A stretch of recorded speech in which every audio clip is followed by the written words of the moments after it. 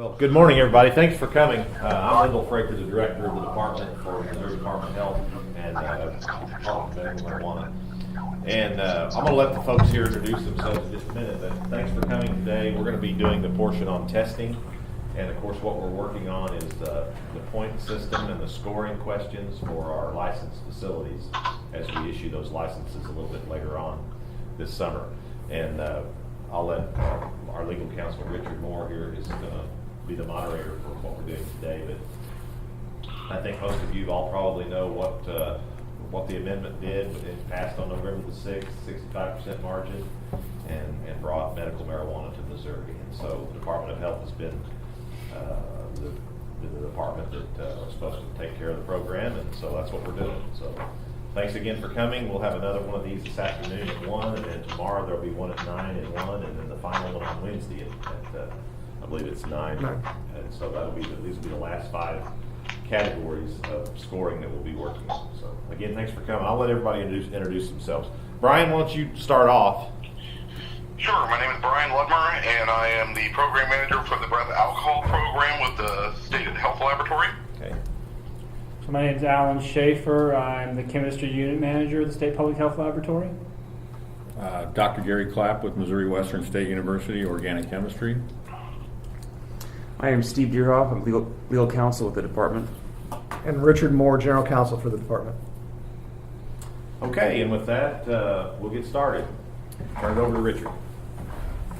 So the way in which we're going to go about this morning is there was questions that were originally posted on our website. We received no public comment on this topic. So I believe that largely the questions will be identical to what you've seen online unless there's a modification based on a committee member recommendation. We'll read the question. We will discuss the topic. The committee members will have the opportunity to change it in any way they see fit. We will hopefully agree on the topic question, and then we'll determine a point value for that individual question, and we'll move on to the next one. For the committee members' benefit, and I think I've described this previously, but this is one of 10 topics that the Constitution requires that the department score on for applicants. So these are approximately 20 questions of 150 or so questions that ultimately will be posed to the applicants. There may be things that is of interest to you that we're addressing in another issue, and if so, I'm happy to alert you to that. So with that, do you have any questions before we get going? No. All right. Question 95. Describe your experience testing marijuana, food, or drugs for toxins and or potency. Any thoughts on that question? Obviously very, very important. I think you've weighted the topic here in the original pass at 4. I think that's appropriate. I agree. Okay. Sounds like the questions are fine, and it sounds like 4 is the preferred weight, which is, I should read those off for everyone's benefit. 1 is slightly important, 2 is important, 3 is highly important, and 4 is critically important. Okay, without objection, I'm going to consider 4 for that. Question 96, describe your experience testing food or drugs in the healthcare industry. Any thoughts on that topic? Okay. It's important as well. Yeah, I think it's important. I don't know if it's the most important factor. I think 3 was a suggested score at one point. I'm comfortable with 3 on that. So am I. Brian, you're right with 3? I guess so. I'm still trying to figure out on that particular question, what is the actual difference between that one and 95? I think it looks like the wording is literally the exact same. Marijuana. Yeah, one's specific to healthcare, it looks like, and Yeah. the other one is marijuana. Correct. Oh, no, I'm sorry. Okay, I apologize. I was looking at the constitutional topic rather than the question. My bad. Okay. Yes, 3 is good. No, we're good. All right, very good. Question 97. Provides your proposed policy and or documentation as it relates to the standards defined in ISO 17025 2017 relating to impartiality, parentheses 4.1. Any thoughts on that question?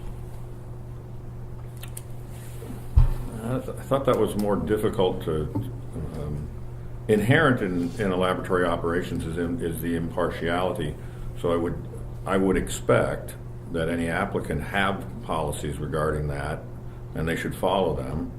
I wouldn't score them as high as the experience with marijuana or food and drugs in healthcare.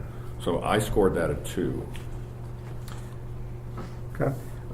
Important. And I'll point out to the committee as well, that kind of goes along with that, is there's multiple methods of which we are scoring, and if you look at the scoring scale column, there was 0 to 10 in the 2 previous ones, and then there's a series of satisfactory, unsatisfactory.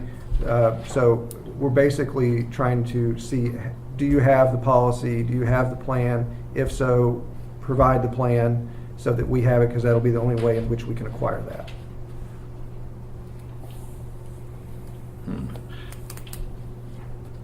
I mean, as these questions, I mean, you said there was about 150 questions completely, and there's only these 20 or so that are actually specific to the laboratories themselves. And then these questions, which is to say from 97 through to 116, are all related to the ISO 17025 standards that we are going to be requiring for the labs. I personally would say that the weight on those might be at least a 3, just because, I mean, this is literally the only part of the overall assessment that is going to be able to gauge how good the laboratory is in general, or how prepared the laboratory is in general to meet the standards that are going to be required.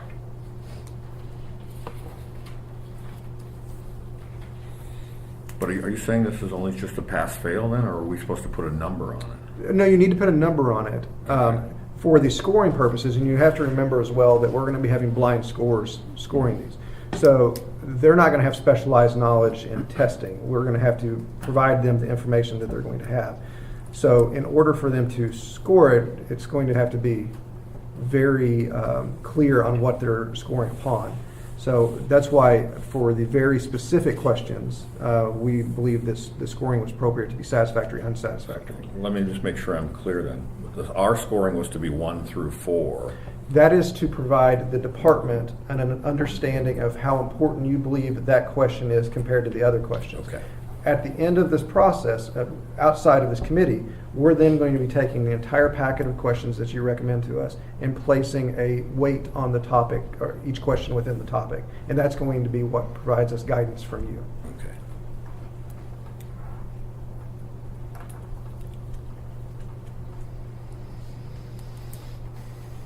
So where are we at on this question?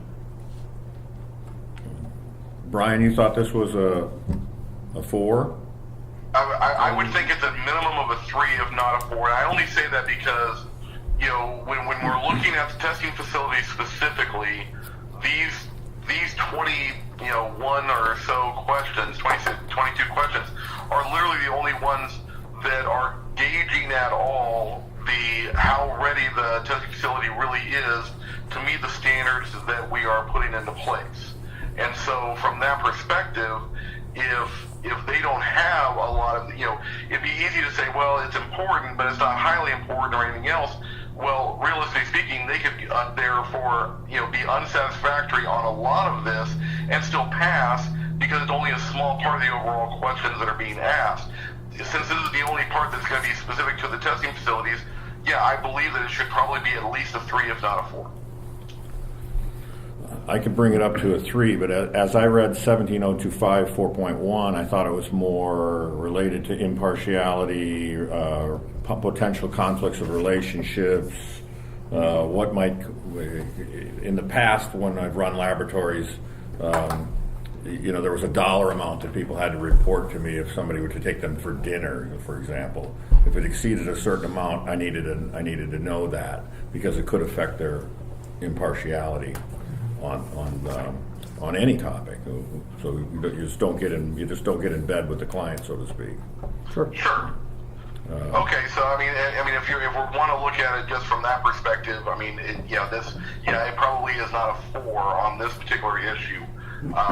But I do, you know, fall back on the idea once again, just that because these are the only questions, this small portion of the overall, essentially questionnaire, that actually are going to gauge any, how ready the laboratory itself is, that I'd hate to put the importance level as too low, because this is the only, I hate to say this, but this is, in certain respects, this is the only section that is really going to differentiate one laboratory from another in a meaningful fashion for us to examine.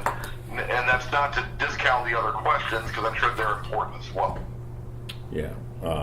I have no problem with going up from a 2 to a 3 on that. I have 3 as well. Okay, sounds like 3. All right, so the rest of these questions all have the very same beginning about provide your proposed policy and documentation as it relates to the ISO 17025. So I'm going to just read the last few words of each one as we go forward. The next question, which is 98, it relates to confidentiality 4.2. Any thoughts on that question? Always very important. So I made that a 4 on my own.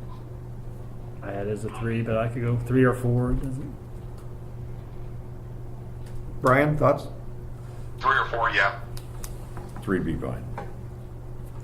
Okay, I'm going to do a 3 on that. Question 99, relating to structural requirements 5.0.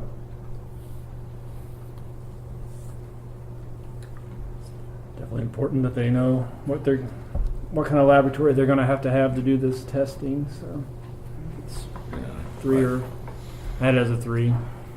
I scored that 4 initially, but I'd be comfortable with a 3. Now, I'm trying to remember, because I'm sorry, it's been a little while since I reread the rule.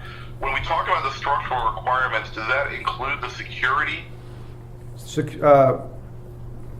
The requirements in the rule already specify the rule already specifies there are security requirements for all facilities.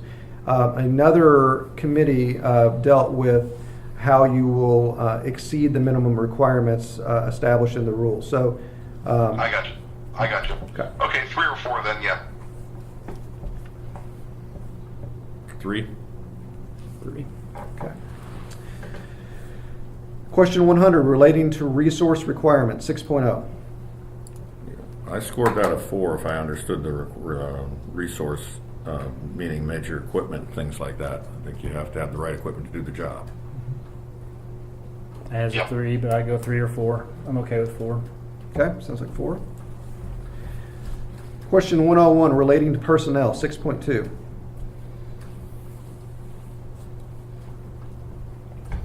I had it as a 3. All is 3. I had it a 3/4. Because the people need that. I think that's one of the requirements is to have the proper education, training, and experience is a requirement. If that individual does not have the training or experience or education, that's a failing mark. So I had that as a 4. I'm okay with having it as a 4. You good with 4? Sounds Okay. Question 102, relating to facilities and environmental conditions 6.3.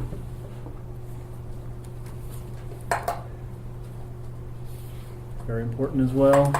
Very important. 3 or 4, either one works for me. I actually had that as a 2-3 because I felt the short-term environmental conditions would be for analytical quantities and for just maintaining the material in an environment where microbial activity wouldn't start or continue. But a 3 could work for me on that one too. With the 3. Sounds good. Question 103, relating to equipment 6.4.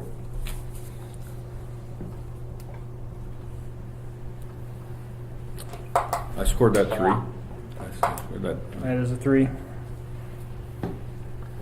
Brian, you had that as a 4. Yeah, I mean, just from the same perspective, kind of like we were saying earlier, is if you don't have the right equipment to be able to do the job, then, realistically speaking, you shouldn't be doing it. Agreed. I did read this a little more as control of the equipment, not necessarily owning the equipment. So how you maintain, how you keep it operational, how you confirm or not necessarily validate any longer is the term they use, but how we bless the instrument, how we bring it on board, how we maintain it, is how I looked at that. And I think that there are many approaches to that which would satisfy that, and I scored that at 3. Okay. I agree. That's That's a fine. 3. Question 104 relating to meteorological traceability. 6.5. You have to make sure that your results match standards, so you get reproducible results that way. Yeah. Add it as a 3. I had it as a 2, but very comfortable with a 3. Agreed, Steve. Question 105 relating to externally provided products and services. 6.6. Yeah, that's a tough one because we don't know what we'll be outsourcing necessarily. So initially I put it as a 2, but I could have put it as a 3 as well, because if you're outsourcing something, then you have to qualify that candidate or that organization for doing that work.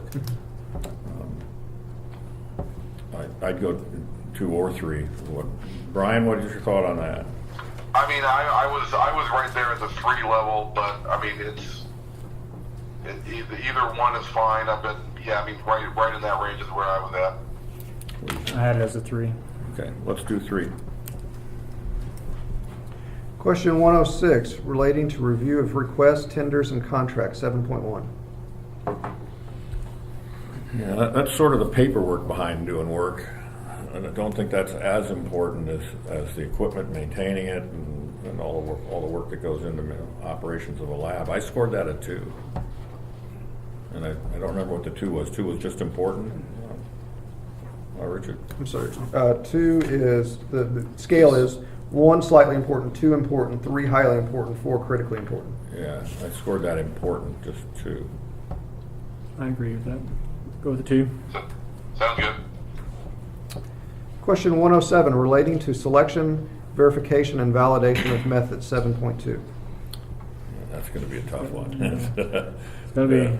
I had it as a 3 because they're going to have to pick methods. There's going to be a lot of different analytes to test for. Yeah. They're on complicated matrices, so it's.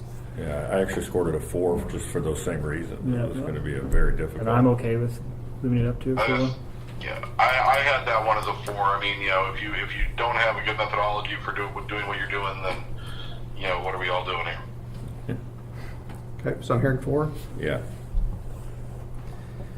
Question 108 relating to sampling. 7.3.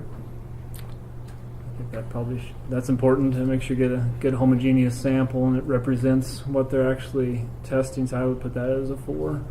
Yeah, I think sampling's critically important because you can get a bad sample whether you use a thief or some other type of a device to sample the material. If you do not get a representative sample, you'll end up with a bad result. Absolutely. So what number are we saying on that? 4. 4. Okay. Question 109 related to handling of test or calibration items. 7.4. Well, we have to make sure the equipment's in calibration.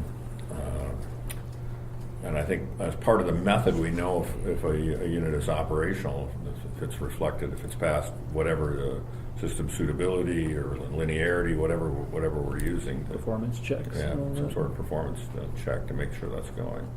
I scored that a 3. I had a 3 as well. Very good. Okay.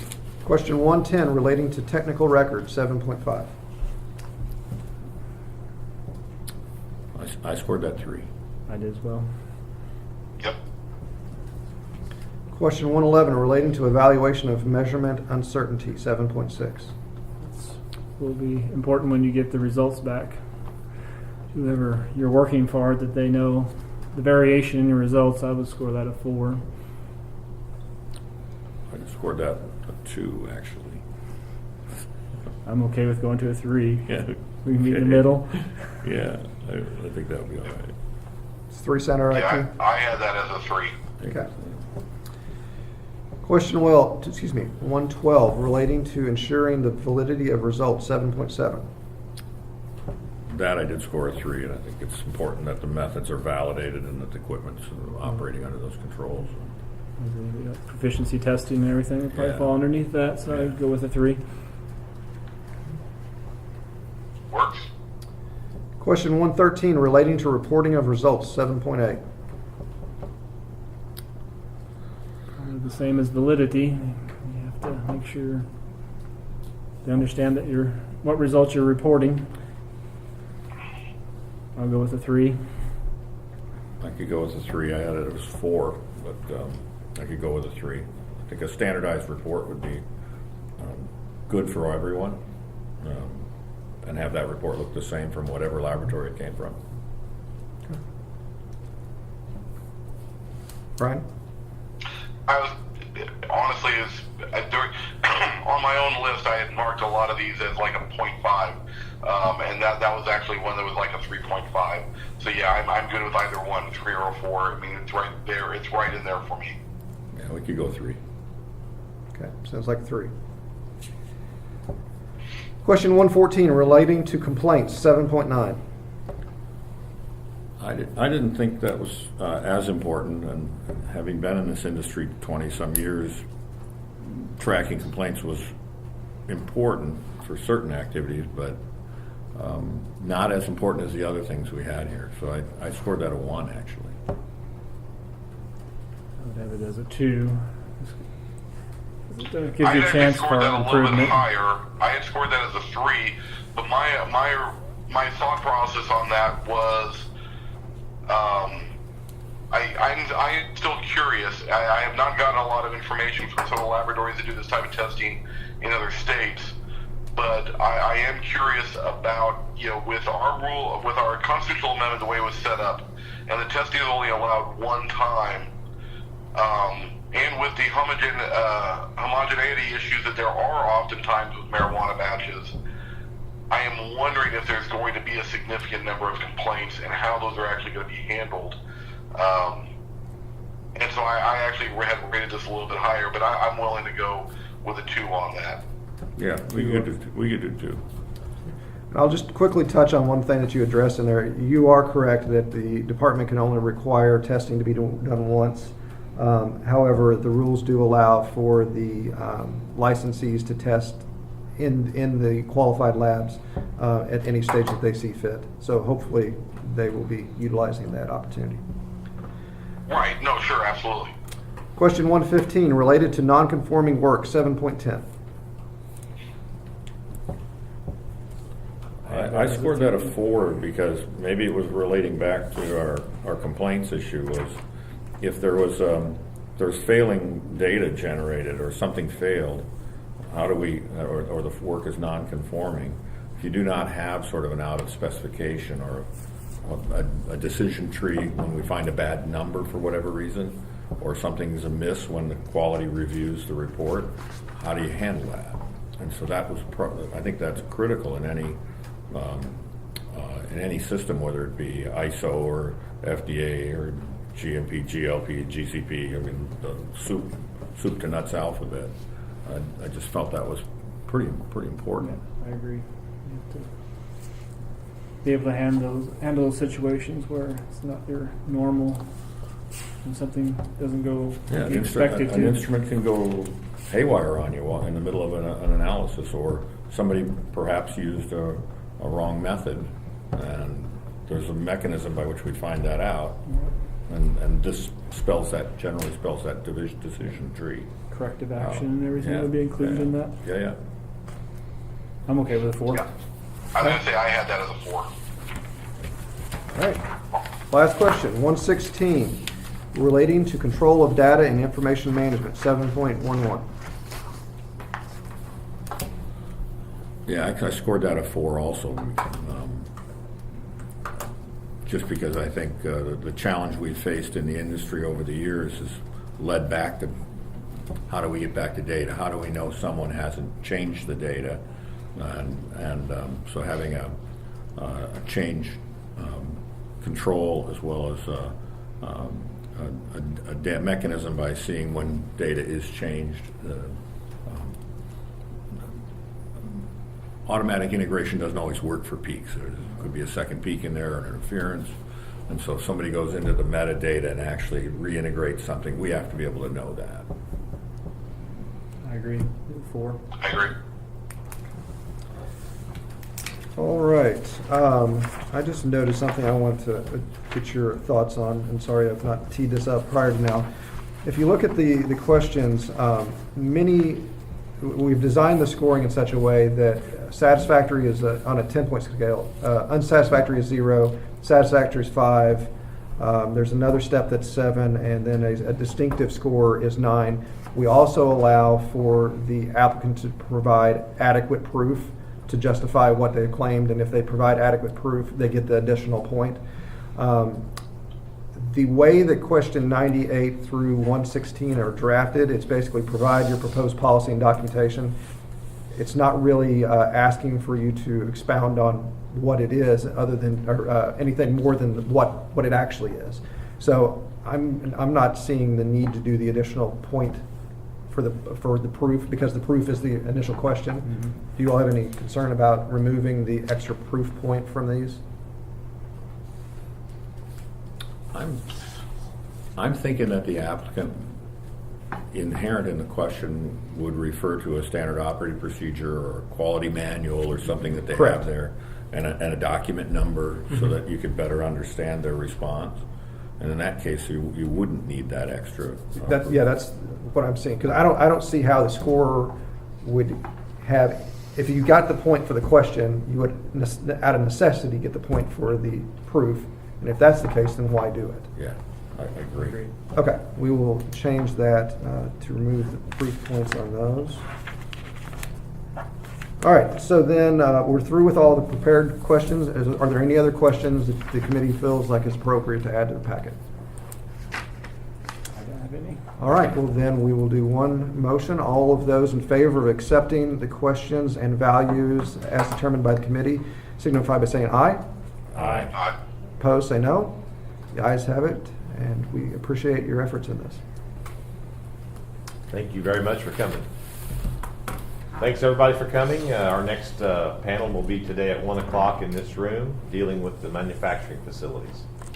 Thanks again.